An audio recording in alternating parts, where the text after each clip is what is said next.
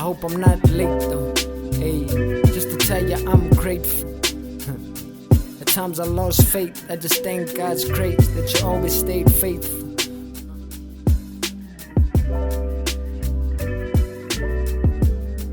Yes, what is up, everybody? It's your boy Deviate, and welcome back to the GR8FUL Podcast. So we just released the episode yesterday, which is of community, and for those who watched it, we did not finish talking because it was a huge topic. So we're back again with part 2 of talking about Christian community, and yeah, back on the couch again is our awesome Dr. Tuli. Hi. What's up? It's all good. Thank you for having me back. I'm excited to continue this conversation. Yeah. And before we get into it, what are you grateful for? Today, I am grateful for, I don't want to sound cliche, but I'm grateful for community. Okay. I was thinking about it yesterday and I was like, dang, someone reached out to me and said something really lovely that impacted my entire week, I think. Yeah. And I was thinking about how, and it was, I think, 2 of my friends' birthday this week. And I was thinking about how if I hadn't embraced community with these people, I wouldn't have them. And they've been so impactful in my life. So I'm grateful for community. Yeah. All right, awesome. Well, I'm going to pivot all the other way. I am grateful for running water. Okay. Yeah, so there was 2 days where we didn't have running water, and it's like we didn't have it in the morning.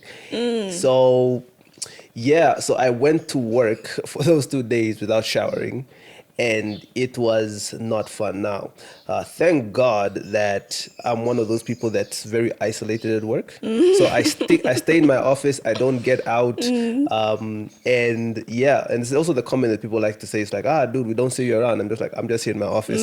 So that isolation did come in handy for those 2 days when we didn't have running water. So and you also don't realize how much you appreciate something or how much you underappreciate something until it's no longer there. So definitely grateful for that. And now I just need to deal with the paranoia of like wondering like, is the water gonna get shut off? Let me make sure that all the bottles are filled, all the showers are taken, just in case. Yeah.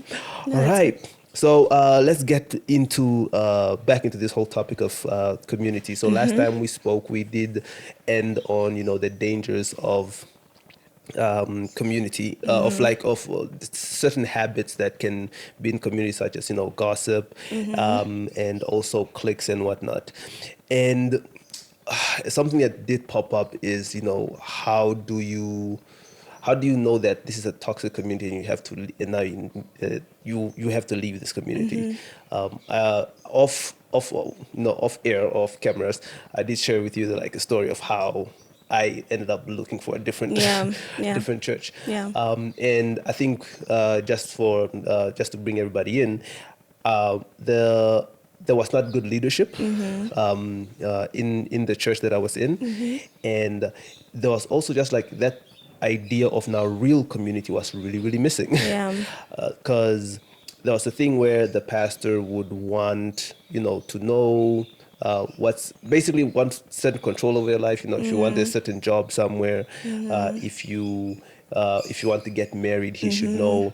If you want to get into a relationship, he should know. And it's like, this is somebody that you don't have a relationship with, yet needs to have or wants to have control over, or let me say an influence over who you date, who you marry. And I was like, nah, this is not how community should be. I should be able to have access to my pastor. And it's one of the downfalls of having a mega church, because when the church is like 1,000 people, you're not going to see the pastor. Yeah. So when I started now looking for a community, I actually made it the thing. It was like, okay, I am going to look for a church that has a family aspect to it. And I believe that I found that. Yeah. And now I'm also now in a place of like, I need to now foster that sense of community, not just to say that, okay, I found this family, like you have to now to engage. What would you say would be something that, some of the signs that would be like, this is maybe a community that I should not be part of, or this is a church that I should not be part of, and I need to find an actual proper community? I love that question, and I think the biggest thing is this community rooted in Christ? Now, that is basically the foundation, but let me explain a bit what I mean. So, one, is it rooted in truth? Okay. Biblical truth. Do you get the word as it is, not sugar coated, not what is popular, but actually, will they tell me everything and anything that is found in this book, and will they be honest with me about it, right? The second thing is servanthood. Jesus Christ was a servant himself. Can you see the heart of servitude in that community that you're finding yourself in? I think one thing that I realized, I was at the YWeb camp this year, Yeah.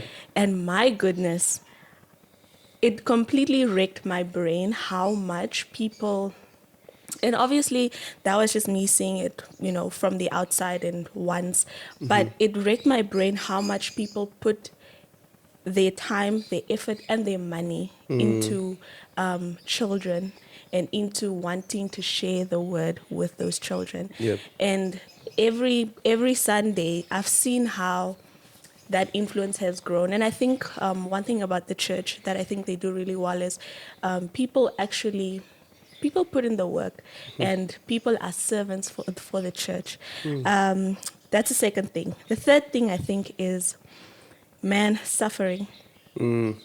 Now, I know this one is probably not the easiest, but I think, do they acknowledge that the Christian life is a life of suffering? Jesus said, if you follow me, you'll take up your cross. If you want to be my disciples, you have to take up your cross and follow me. Now, I don't think that means much to us now, because we don't know what it means to be crucified. Yeah. But I think in that day, it made such a statement, because people knew that if you're going to take up your cross, you're going to experience the most gruesome death. Yeah. And also, Jesus talks about how the Bible talks about how we share in the sufferings of Christ. In Peter, it talks about, or actually in the Gospels, Jesus says, in this world you will have suffering, or you'll experience pain. So do they acknowledge that is a thing? Do they talk about it? And then I think one of the last things would be mission. Okay.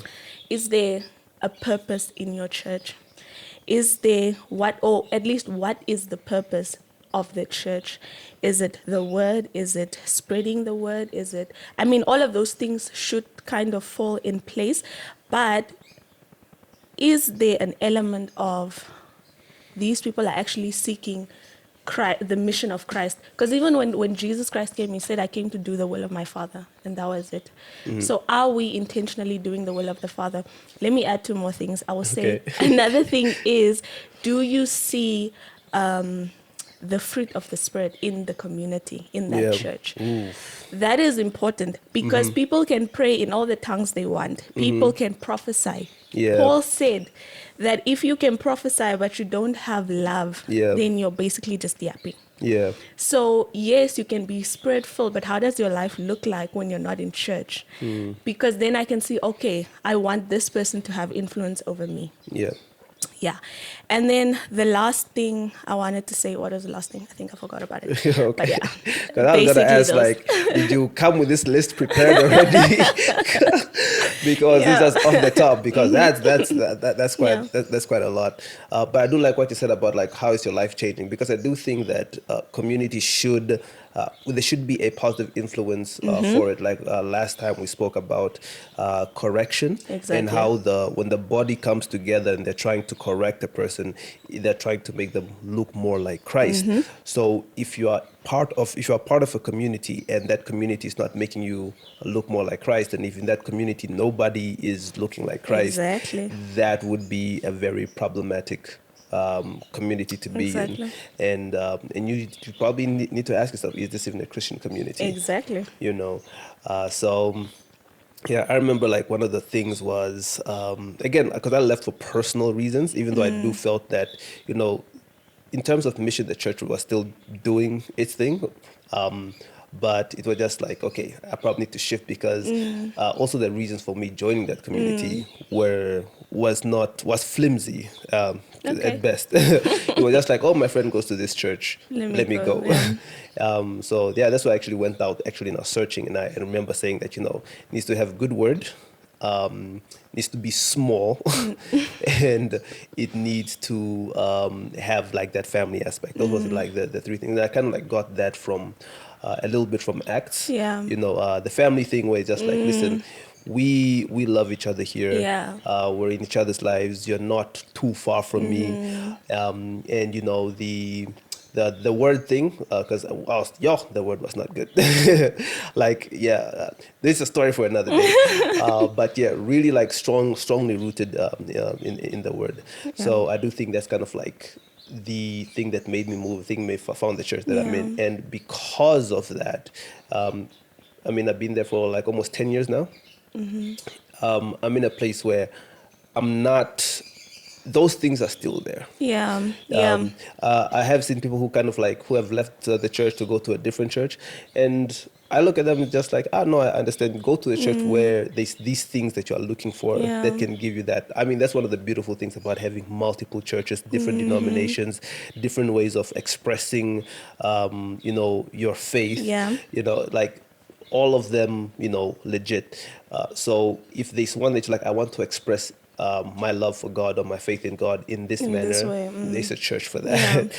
So I don't necessarily hold on to them. I'm just like, it's sad to see you leave, but you're still part of the body. So and just to add on that, we shouldn't be so focused on, this church, and forget that all of us are the church of Christ. We all make up the body of Christ. Yes, there will be different expressions of our faith, and they are all valid. So if you find a place where you feel more suited, it doesn't mean that the other churches are not great. But I think certain things should be foundational for everyone. Is Christ preached? Is the truth preached? Can you see the hand? Can you see the hand of God on that church? Do you see the Holy Spirit moving? So yeah. So tell me about your journey in finding community, because you heard a bit of mine. So like I said, when I gave my testimony on community, my journey with Christ was it started off very isolated. And I would always defend myself with that scripture that says, the Lord will put His law in your heart and you won't need anyone else. I see. Okay. to teach that to you. And I really believe that, because I was like, yes, God can teach me Himself. And He did. But I think He had grace for me in that period, because He was like, okay, girl, you need to. And also, I didn't know how to find community. I felt the churches I went to, I felt very like, no, I don't fit in here. Or like you said, the big churches, it's difficult to kind of find your space in those areas. And then the convenience of online church. I was very much like, yep, let's do praise and worship in my room and all the things. So that's kind of how we started. But as I grew as a Christian, the Lord was like, no, girl, you have to find community. Community is the design of life. God Himself exists in a community before we came into the picture. So, Father, Son, Holy Spirit. So we are made in His image. So therefore He will never allow us, I said this, He will never allow us to exist in a way that does not reflect Him. So for me, in that particular season, or at a certain time in my journey with Christ, He was like, you need to find a church. You need to be intentional about finding a church, and then you also need to be intentional about finding your group of people that follow me as well. So Yeah, absolutely. Sure. Man, I feel like you need to say that again. That part, like, He'll never allow us to do what? He will never allow us to be in a space where we don't reflect Him, basically. Yeah, absolutely. Sure, because it's very similar to what I would say is like, God would never ask us to do something that He's not willing to do Himself. Exactly. So yeah, I think it's an aspect that I actually did forget, that a huge part of the community that I had, because even though I was part of a church, I was also part of a Christian society, which does emphasize on interdenominational. So it crosses all denominations. yeah. So being part of that, mostly that's where I had like a stronger community than from church. I love that. So that was actually quite helpful, and even Yeah. in that there was also again another like a close knit community again Yeah. in that of people who loved hip hop and loved like Christian hip hop. So it was you were able to find more people there, Exactly. and then just reflect Christ to each other. And I actually benefited a lot from that society. So it's a campus crusade for Christ. Yeah. And with some of these people, still brothers until Yeah. today. So that is pretty amazing. So how did you then now, like, what was it about this particular community that was like, okay, this is where I'm at, this is where I'm gonna go? So, First, how did you get there? well, my friend, Okay. Tuli, she invited me to church. I see. Because I think I had mentioned to her that I'm looking for a church. I wanted, So she invited me, and I came there. When I went there, I enjoyed it, particularly because I felt like when I was at that church, I am attending Bible study. Okay. So I was like, this is very much word-based, and I can relate to it in a sense where it's not about me, it's not about my feelings. Not that that is not important, but I'm receiving truth. So that's why I stayed. One. Second thing was also the community aspect. Like I said, I was looking for community, but it isn't so easy for me to put myself out there and be like, hey, let's do this. But I loved the fact that I mentioned this in the previous episode, the whole coffee thing after church and conversations. Yep. And everyone literally talks to everyone. So I really liked that aspect of it as well. And I got to meet other people through it and create bonds through that. So yeah, I love it. And now I'm also, I think now this is probably my second year at New Song. Okay. So I'm also seeing the heart of Christ. I'm seeing people who are genuinely following Christ. And it's not to say they're perfect or whatever, but I can see that their lives are being influenced by Christ. So yeah. Yeah. So on that, where you mentioned that people are talking to everybody, I'm one of those people that doesn't talk to everybody. Like, because I sort of like have this. Because one of the things like I do struggle with talking to new people. It needs to be like if the environment is inviting, and then it was like, oh, it looks inviting, then I can come and talk. But that's one of the challenges that I've had lately, which is because I do have a fear of rejection. And one of the things that when it comes to fear, they say there's a thing called exposure therapy, where you put yourself in that position, so you can see that there's really nothing to fear here. So that's one of the things that I'm doing, because last week I gave a testimony in church, and people came to me. I remember these two ladies came to me, all elder ladies. I've seen them in church. I don't even know their names, and they come like, "Oh, that was such a beautiful testimony," and I'm so sad I missed that. It's a good thing you missed it. I it's online. I'm not proud. Like no. Yeah, so like no, I was in tears. So yeah.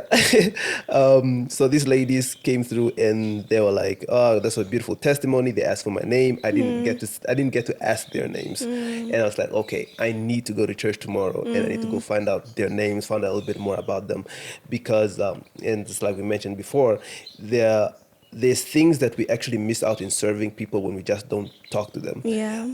So that's thing that actually hit me this week was that if I died before last week,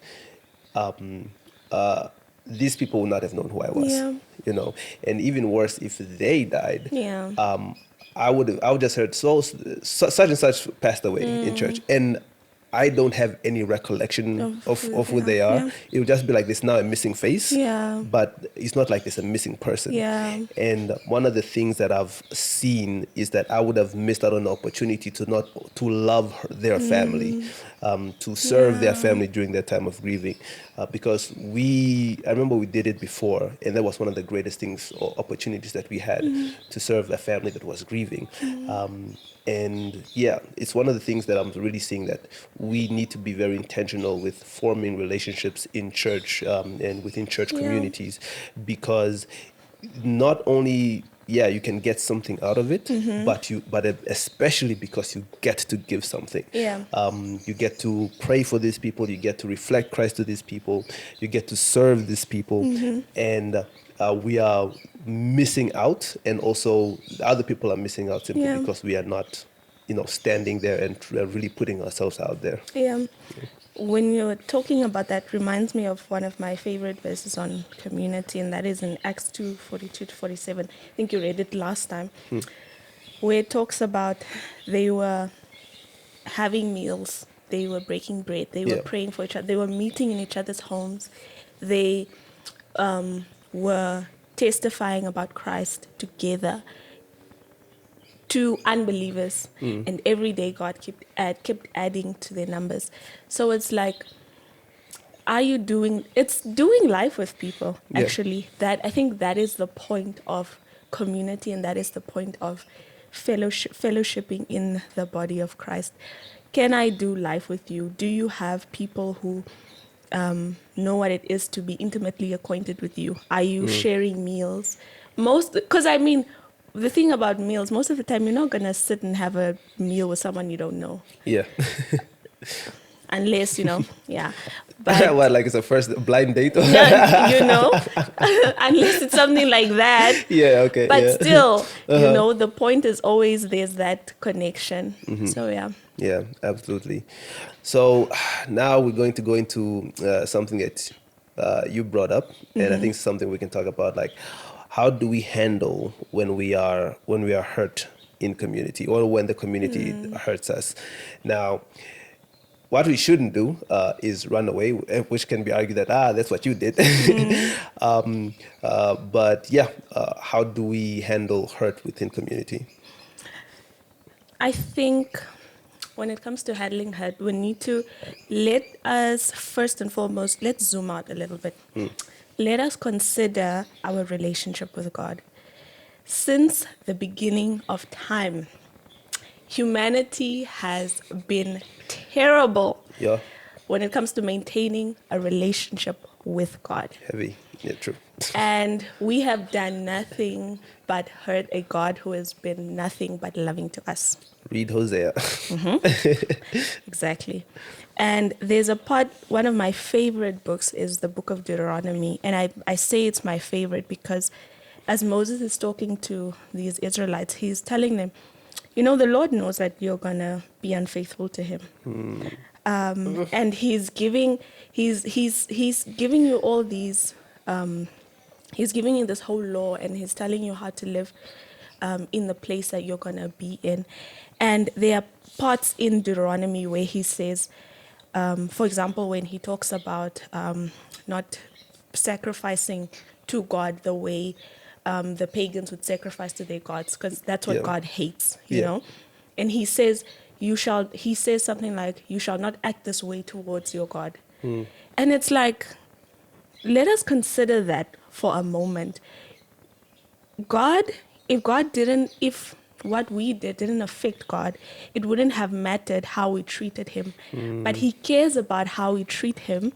And imagine if you loved someone and you told them, listen, I hate this, and then they do this thing against you. How would that make you feel? So I think the book of Deuteronomy really speaks to the heart of God, and how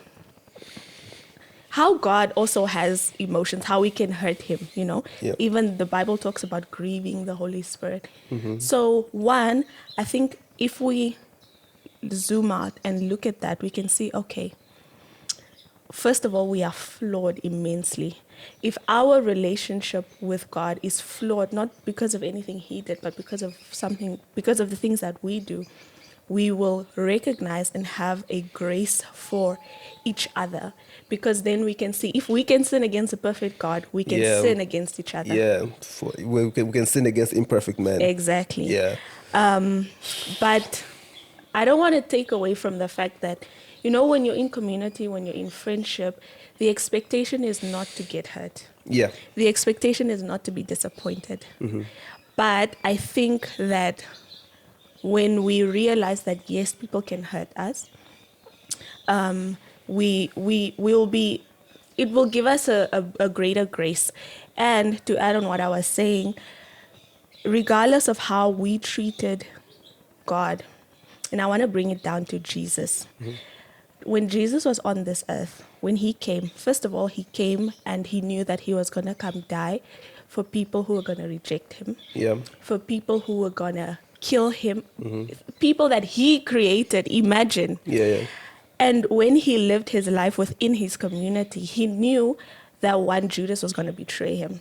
He knew that Peter was going to deny him. And he knew that he would have to explain all these things over and over again to his disciples, because he kept saying, do you still not have faith? Do you still not believe? Yeah. So in a sense, this is kind of betrayal and hurt in that community, because you're like, I'm doing all of these things and you don't understand. But regardless of that, Jesus still went to the cross. Regardless of that, he still took all the shame and the beating, and he still took the wrath of God for us. So are we going to endure like Christ endured to the end because we're looking to him? And are we going to say, you know what, regardless of this person, regardless of what they do to me, I'm still going to love them. Yeah. I'm still going to do everything in my capacity, at least, to love them. Yeah, Absolutely. And I think also it's I think just clarify, this is a good godly community that you get hurt in. Not necessarily one that is like not rooted in God. Exactly. Like the one that we say that this is a bad community that you should get out of. So I definitely do agree with you on that. Like there's a lot of grace that we should have for each other, and I think sometimes, especially around believers, we forget that these are sinners as well. Exactly. And there needs to be a place of really being humble, and because the one of the things that I saw that is that when you're bitter to somebody, is because you think that you're morally superior than them, and you have an expectation of them to be sometimes more like you, or even like to even exceed you in certain things. Like, for me it's okay to fall in this, but you so just to kind of like put a place like, okay, this person is just as sinful as I am, they're just as flawed as I am, they can make even worse mistakes than me or whatever, and you can come to a place like, okay, how do we now move together in this? And I think a huge part when it comes to hurt within community is that we do have reconciliation. If God can not only endure, but if now he can reconcile us, to him, we can also reconcile with each other. And the biggest thing is to remember that the goal of reconciliation is reconciliation. You can get sort of like sidetracked by, I want to be right, or I want this person to know how much they've hurt me, or even I want to hurt this person. If that is the goal, you're not going to reconcile. You can be right and then still not reconcile. You can hurt the person and still not reconcile. But when you're on this thing of like, okay, listen, I want to save this relationship. I want this relationship to be good. I'm willing to take the hit. I'm willing to, and that's pretty much what forgiveness is. Yeah, exactly. It's like, I'm going to take this hit. I'm not going to hold it against them. I'm going to take this debt and I'm going to just move on for the sake of the relationship. And that's the same thing that Christ did. Which is like, listen, these guys have sinned against me hugely. They cannot pay this sin debt. I'm going to take it on. And that is what God is calling us to. And if you have been forgiven, that is what you ought to do. And that's what you will do. Where you're saying that this is how much God has forgiven me. what I'm going to forgive this person for, it pales in comparison. Exactly. Yeah. And I like that you brought up forgiveness, because I remember in church, I think it was Zige, he gave a sermon on forgiveness, and he said something that completely changed my brain chemistry when it comes to forgiveness. Yeah. He said that for the unbeliever, when you don't forgive the unbeliever and you're holding on to all of these things, what you're basically saying is the punishment that God has given or that God will give that person, whether in this life or on Judgment Day, is not enough. Yeah. And if you don't forgive your believing brother, what you're basically saying is what Christ took on that cross Yeah. was not enough. Yeah. So I'm like, damn. Yeah. That is. I was like, whoa, that wrecked my brain. It really does. And I think one of the craziest things is like, and I think that's what I love about how God always, when it comes to his word, always compares to himself. Yep. It's always like, listen, this is not now a thing of like you comparing yourself to another human being. This is now to me. This is the standard. The standard is Christ, yeah. Yeah, because forgiveness really comes in. It's like when you're withholding forgiveness, you're also from your brother, your sister in Christ, is saying that you are withholding something that God gave you. And that's what he says. And some not even God gave you. God gave it to that person. Yeah, exactly. And so you're saying and even in what we tend to do with our actions is we're saying that what God, like what I'm better than God because I'm not giving this thing to this person that God is giving. God is wrong to give it to that person. And yeah, this is where you now really see where your heart is. If that is revealed to you, that's the posture of your heart, that you are not giving something that God is freely giving to that person. You want that person to even sometimes pay for it. Then yeah, it really shows where you are, and it should really humble you. Yeah, and I think, like you said, the standard is not other people. The standard is Christ. Yeah. And I love what it says about Christ in Hebrews. It's like, you do not have... So when Jesus completed his mission on earth, he's currently, seated at the right hand of the Father, and he's interceding for us. And the Bible calls him our high priest. And it says you do not have a high priest that cannot sympathize with you. Yeah. Because he was fully man. He came on this earth and he experienced every temptation. He experienced every hurt. He experienced everything, meaning he also experienced what it's like to forgive when I am extremely hurt. I mean, on the cross, he said, forgive them because they do not know what they're doing. I mean, Jesus knows what it's like to be a man, but to be a man without sin. And that is the standard that God calls us to. Yeah. So yes, you are hurt. And this is something that the Lord has taught me. Like, yes, you are hurt and yes, you are angry, but that doesn't give you license to sin. True. Yeah. So Oof. I'll leave it at that. Awesome. Yeah. So, what are the things that you think can be done for people to build and sustain community today? I think, one, look to Christ and how he did life. Okay. We Nice. see that for him, community was very important. And how did he do community? We see that, okay, let's just take his disciples. We see that, one, other people pointed other people towards him. For example, John the Baptist pointed his disciples to Christ. Yeah. So that shows me, okay, I can have friends who can introduce me to other people. All right. And then we see Christ himself calls people. So that's like, okay, there are certain people where probably I have to be the one to reach out. And Okay. I have to be the one who's vulnerable. And then there are other people also who you don't do much, all you tell them is come and see. So it's just like, let's just hang, let's just see. Okay. No pressure. Yeah. Let's just hang out. Let's talk about it. Let's whatever. And I think also, but I think the biggest thing is being intentional with making relationships. And let me add this: you have to be discerning to recognize that this person, one, is actually a godly person, because you also don't just want to have friends. that are gonna push you away from Christ. You know, the Bible does tell us to guard our hearts. Yeah. So look at the people, identify them, and then if you can, 100%, like, go for it. Say, you know what, I think you're cool, and I would really love to do life with you. Let's fellowship together. Let's do this. Actually, this happened in the beginning of the year with a few of the girls from church. We were just like, you know what, we're all looking for the same thing. And you would be surprised how many people are looking for what you're looking for. So don't be afraid to put yourself out there and be vulnerable. And I think that's now for the introverts or the people that are, you know, like me. But I think for the extroverts, I think you guys are a gift from God.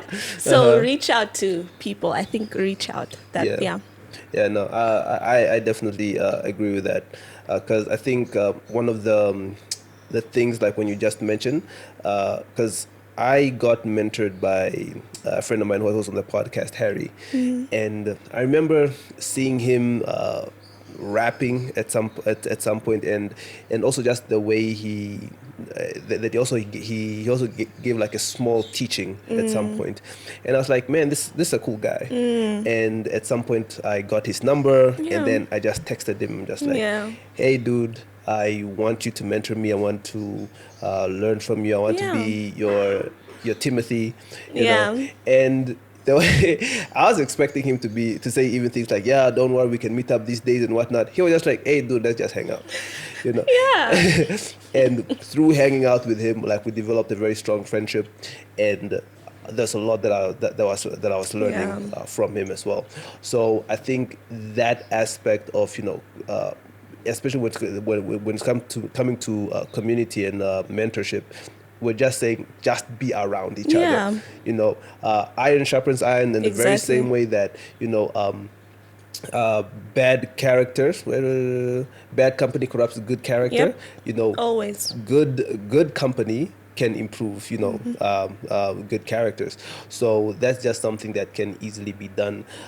A huge practical thing that I've seen that I think works the best is just, again, intentionally making situations for you guys to hang out.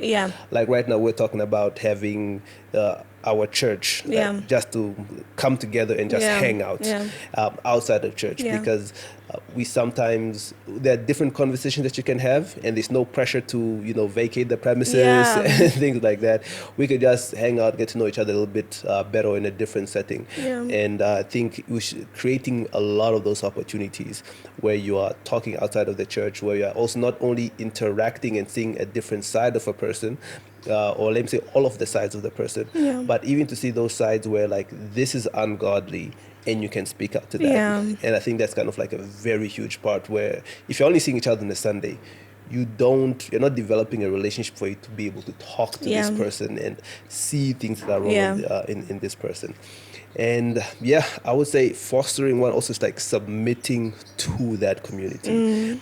That needs to be like something that you're doing willingly, and say that these, again, like I said last time, these are godly people that I'm choosing to be around, because I trust that they have a relationship with God, they are willing to follow God, and if I have a huge plank in my eye, you know, or even if it's a speck, I'm trusting that they will be able to pull it out. Right. So that really needs to be there if you want to foster like a good Christian community. Because I mean, when Jesus left, he one of his last prayers, he was talking about how he wants us to be one, just as him and God are one. So it's like he wants us basically to be intimately acquainted with one another, just as he is intimately acquainted with our Father. And then we can all kind of be intimately acquainted. So it's just like you know, so it's like, you know, reach out, be vulnerable, submit, all the things you said. I agree. So, okay, I don't know about Namibia, but Do you think that there is a way that, an online Christian community can help or even hinder? Because, Well, yeah. I think, yeah, online communities are okay. But I think for more often than not, they would hinder communities or they would hinder building intimate relationships. Because honestly, truth of the matter is people are closer to the people they're constantly around. Yeah. That's just how it is. You can text all day, you can have all the conversations all the time. I mean, okay, it's different when it's long distance and you are Yeah. being intentional about that. But there's always that aspect of you have to meet up and be with someone in person. Yeah. Because even online, things get lost in translation, tone gets lost. Yeah. But I think the biggest thing is it's easy to think that everything is okay when you are behind a screen or when you are isolated on your own. Yeah. And then when you go into community, you realize, oh, wait, it's not that easy. One thing I've learned recently is that God is refining me and he's making me into a certain person. And for the most part, that happened, especially this year, it happened in my room, just me and him. But then to actually practice the things that he has taught me, to live out the godly life, I have to go out into the Yeah. world and I have to experience people. Because it's like, can you really, okay, you understand that you should forgive, right? Yeah. But practically, if someone actually hurts you, can you apply what you learned from God? Exactly. Can you walk it out in real life? Yeah. So I think online communities are okay if it's really a dire situation. But I think as much as you can, do your best to get out there, do your best to do life with people, especially now when we have everything to our disposal that literally isolates us. Yeah. Get out there. Yeah, no, I definitely agree with you. Like, because the way that I look at online community, it can be a supplement. Yeah. It's like, I do have people that I meet up, in person. Yeah. And these are the people that I meet up online. Yeah. But like, you are not, that's not where your main thing is, you know what I mean? So that one is very true. And I like what you said about, like, when you're in isolation, it's easy to be a Christian if you're just kind of like, by yourself, not really interacting with people, because it's like, how then can you love your neighbor if you don't have any neighbors around you to love? So when you actually go out there, that's when you interact with people. I think that's also where you get to be more like Christ and more like God, because God has interacted with people and he continued to love these people that interacted with him. And if you look at the Bible and how people were with God, you will see that people were very unfaithful, and God still loved them. And he's calling us to be the same, which is like, hey, listen, some people they're gonna love you, they're not gonna love you, they're gonna hurt you, they're going to do all of these things, but I'm calling you to do something better. I do want to say though, online community isn't all that bad. I think especially now in our society where a lot is online, I think if used well and appropriate, we can definitely build communities online. If the goal is one day we can establish our relationships outside of just the online platform, I think that's wonderful. It's always a place to start, and it can turn out great, honestly. Yeah. And so you did mention the whole thing of like introverts and extroverts. So, because I think it's easy to kind of like tell the extrovert, it's like, yo, just reach out to people and stuff. Because everyone's just like, yeah, no, we're good.